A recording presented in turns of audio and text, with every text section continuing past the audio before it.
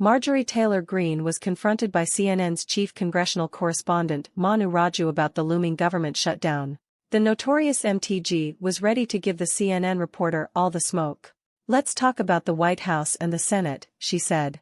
"I mean, Democrats are they're fine with shutdowns. They shut down the whole country over COVID for far too long, and the American people suffered.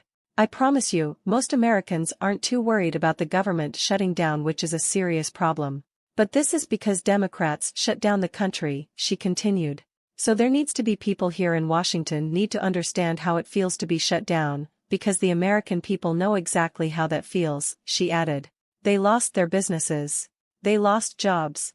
Kids lost almost 2 years of school. So, I mean, it's not like the American people don't understand shutdowns," she went on. The White House and the Senate, which is Democrat-controlled, said that this CR was dead on arrival. "They don't want to secure the border. So I've got to go in here.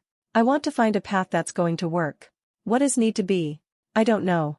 I got to go in." An informal poll on Twitter showed that most conservatives don't care if the government shuts down. Only 2.6% of the mostly conservative audience that responded said they were afraid of the shutdown. There were nearly 1,300 votes. On Saturday, the House of Representatives approved a clean stopgap funding bill to prevent a government shutdown. The legislation was sent to the Senate for consideration just hours before the midnight funding deadline. This measure would maintain current government spending levels for a period of 45 days and include $16 billion in disaster relief, matching the amount requested by the White House in a supplemental proposal. However, it does not include aid for Ukraine or any changes to border policies.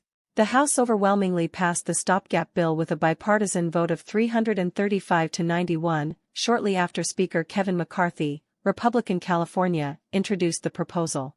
90 Republicans and 1 Democrat voted against it.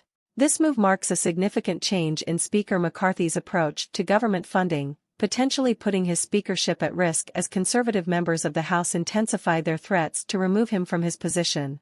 At the same time, Senate Minority Leader Mitch McConnell, Republican Kentucky, announced that Senate Republicans would not support the Senate's bipartisan continuing resolution, CR, and instead deferred to the House plan. The Senate proposal would have funded the government through November 17 and included $5.99 billion in disaster relief and $6.15 billion in Ukraine aid.